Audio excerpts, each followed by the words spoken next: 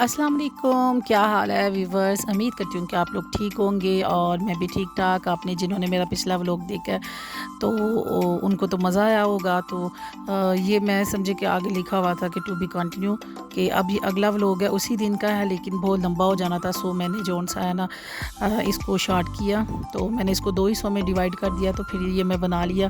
तो हमने जब खाना शाना दावत पे खा लिया तो फिर मैं आ गई। और मेरी ये शुरू से आदत है कि मैं ज़रूर ऐसे बस कि मेरे ना स्ट्रेंजर पर्सन से काफ़ी ज़रा हो जाता है, मैं आराम से घुल मिल जाती हूँ। ये वो स्पेशली जोन सा ना मैं ऐसे बच्चे बैठे हों, मैं बच्चों के साथ गपशप कर लूँगी, लोग बैठे हों तो उनके साथ। तो खैर घर वालों को पता है इन्हों जिन्ना मर्जी मना करो, इन्हें होना तो है नहीं। तो सो मैंने दूर से घर से देखा तो बाहर निकल के तो ये बच्चे जो उनसे ना मूँगफली भून रहे थे।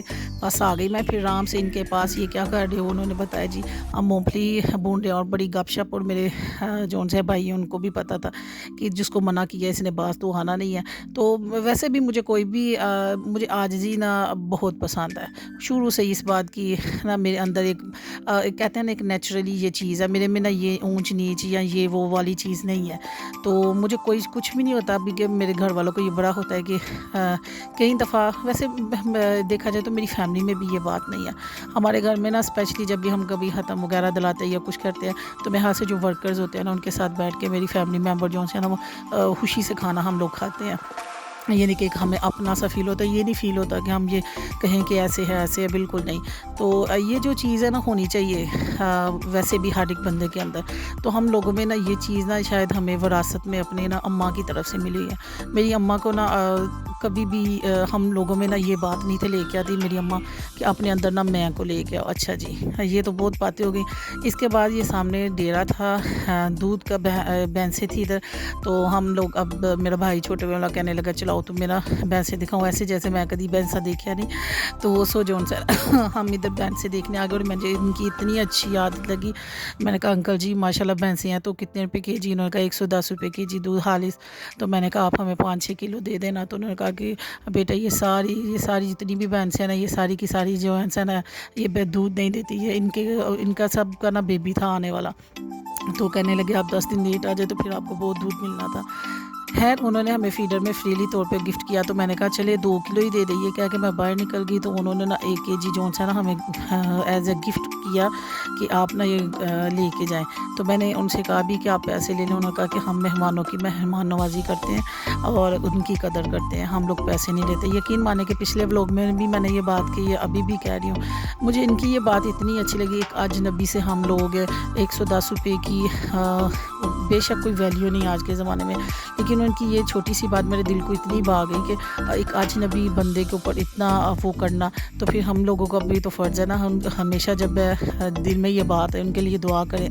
जब किसी आप बुराई को याद रखते हैं ना, किसी की नेकी को भी याद रखना चाहिए। तो इधर ये जोन सी है ना भैंसे का वो दूध हो रहे थे।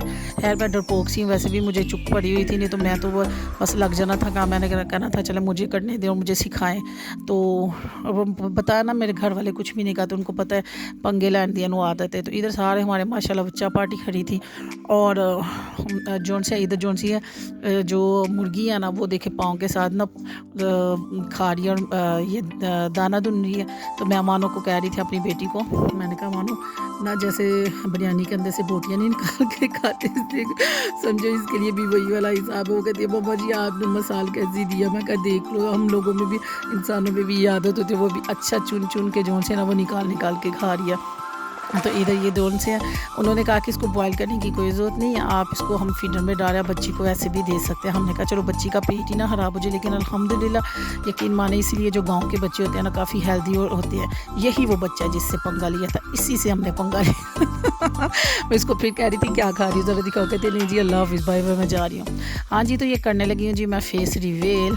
तो मैं थोड़ी सी हेल्दी हूँ, अल्लाह ताला का शुक्र अल्हम्दुलिल्लाह, अल्लाह ताला का करोड़ दफ़ा शुक्र, अल्लाह ने सेहत तंदुरुस्ती दी हुई है। तो ये इधर पता नहीं किसका घर था, मैंने कहा ना कि वही है की करन दे हो इस तरह के काम।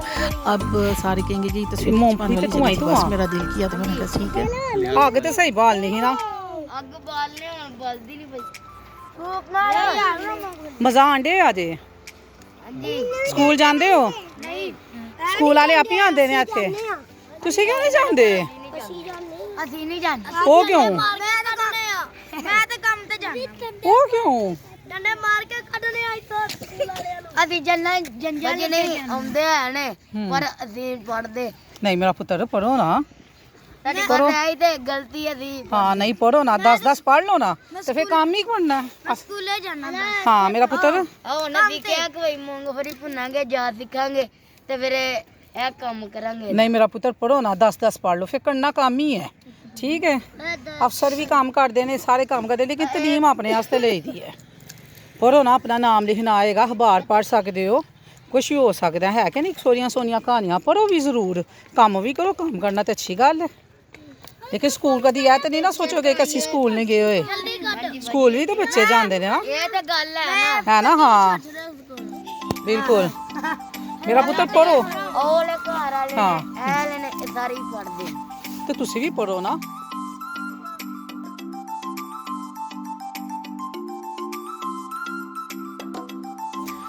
हाँ जी तो इधर मैं बच्चों को ना तलीम पे बड़ा ज़ोर दे रही थी वज़ारत तलीम से मेरा महकमा तलीम से मेरा ताल्लुक़ है यकीन माने अगर ये मेरे घर के पास रहते हो तो ना रोज़ मैं इनको कहना था फेस और हैंड वॉश करके और चुप करके ना आराम से मैं तुम लोगों को नाम लिखना भी सिखाती हूँ पढ़ाती भी क्योंकि जो उस्ताद वाला जो पेशा है ना वो पैगम्बराना पेशा है ठीक है तो इसके बाद वो घर मैंने आपको दिखा रहा वो मैं हस्बैंड को पिक बना के भेजी थी मूवी तो वो भी मैंने ऐड कर ली इसके साथ ही मेरे देवर का घर था तो उन्होंने अभी न्यू ही माशाल्लाह शिफ्ट हुए हैं अल्लाह उनको रहना नसीब करे तो आमीन जी इसके बाद हम चले गए वापस आ गए तो हम लोग इम्तियाज़ माल चले गए मैं हाल से मैं आई हूँ इधर कोई 2-2.5 माह के बाद क्योंकि सर्दियों में जैसे चूहे नहीं बिलों के अंदर चले जाते वही मेरा हिसाब होता है मुझे बहुत सर्दी लगती है और मेरे हाल से मैं शादी के बाद अब बाहर निकली हूँ अदरवाइज़ जो बाज़ार निकलना मेरे लिए बहुत टफ हो गया भाभी की ड्यूटी लग जाती है कि तुम यही लेके आओ अपने हस्बैंड के साथ जाके ये करो वो करो और मैं भी इसको रिटायरमेंट लेके ना तो बिल्कुल सर्दियों में ना बिलों में बैठ जाती हूँ तो अब हम जो से इम्तियाज़ आए थे थोड़ी सी ग्लासरी करनी थी और मैं कह रही थी कि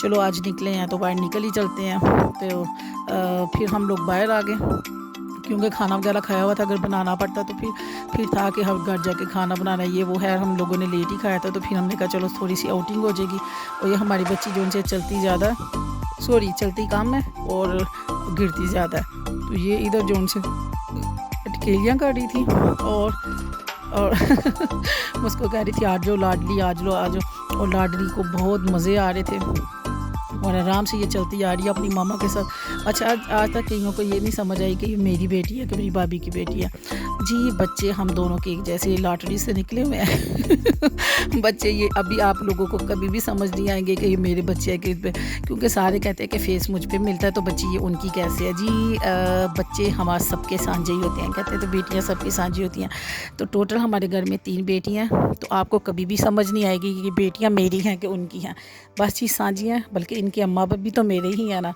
तो जब अम्मा बाप मेरे हैं तो बच्चे भी हमारे ही हैं तो अल्लाह ताला इनको ज़िंदगी दे तंदुरुस्ती दे तो ये साझे ही बच्चे हैं तो ये ज़ाहिर फुफ्फो पे भी तो शक्ल जाती है ज़रूरी तो नहीं कि ये इसकी शक्ल मेरे पे और ये मेरी ही होगी और फुफ्फियों पे भी तो शक्लें चली जाती है ना तो ये जो उनसे वो मुझ पे चली गई अच्छा मज़े की बात अब इसकी छोटी फुफ्फो ने देखा तो उसने कहा ना ये मुझ पे गई है जो सोना बच्चा फटाफट फुफ्फियाँ जो उनसी है ना वो मल मार लेती हैं तो इसके बाद हमारी दूसरी फैमिली भी आ गई थी तो हम माशाल्लाह फिर घर जा रहे हैं तो इसके बाद हम जाएंगे एग्जीबिशन थोड़ी सी शॉपिंग करनी थी तो हमने कहा चलो उधर का विज़िट करते हैं सर्दी है तो सर्दी के लिए थोड़ी सी चीज़ें वगैरह खरीदते हैं तो हम लोग सारे जोन से है उधर चले जा रहे हैं तो इतना सा जोन सा ना एक ही दिन में हमने देखे कि कितने ज़्यादा टूर किए कितना सारा घूमे फिरे और इतना मज़ा आया तो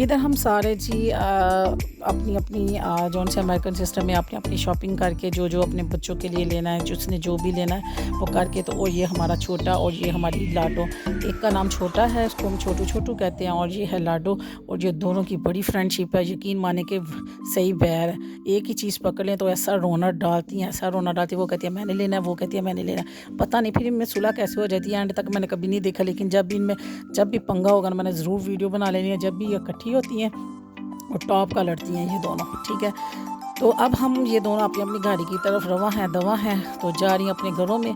तो ऐसे ही जी हमारा दिन गुजरा। बहुत खुश रहिए, शाद रहिए, बात है कि मेरे चैनल को सब्सक्राइब करें, शेयर करें, कमेंट करें।